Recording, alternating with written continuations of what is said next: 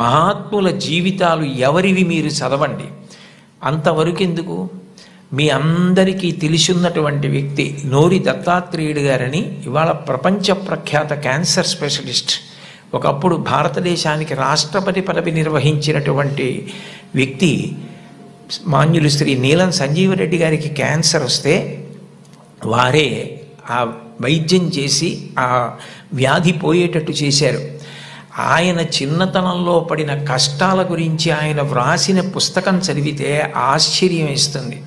వాళ్ళ అమ్మగారు పడ్డ కష్టం, ఎంత కష్టపడి ఆయన్ని పెంచి పెద్ద చేశారో, ఆయన విదేశాలు వెళ్ళి అంత పెద్ద క్యాన్సర్ స్పెషలిస్ట్ అయిన తర్వాత ఆయన చేసిన మొదటి పని ఏమిటంటే, మా అమ్మ ఒంటి మీద బంగారపు నలుసు లేకుండా అమ్మి మమ్మల్ని పెంచి పెద్ద చేసింది, ఆ అమ్మకి 2 బంగారు గాజులు కొంటే నా జీవితం ధన్యమని గాజులు కొనుక్కుని విదేశాల నుంచి వచ్చి అమ్మ చేతులకి తొడిగి ఆనంద బాష్పాలు కార్చారు.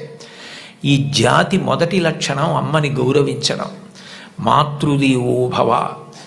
మీరందరూ పిల్లలు, మీరు నేర్చుకోవలసిన మొట్టమొదటి నియమం ఏది అంటే అమ్మని గౌరవించడం నేర్చుకోండి.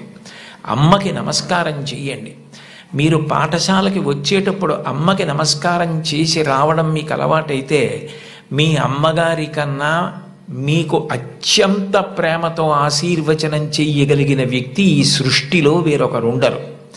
ప్రాణం పోయేటప్పుడు కూడా మీరు వృద్ధిలోకి రావాలని కోరుకునే ఏకైక వ్యక్తి ఎవరైనా ఉంటే తల్లి ఒక్కతే. అంత గొప్పది అమ్మ.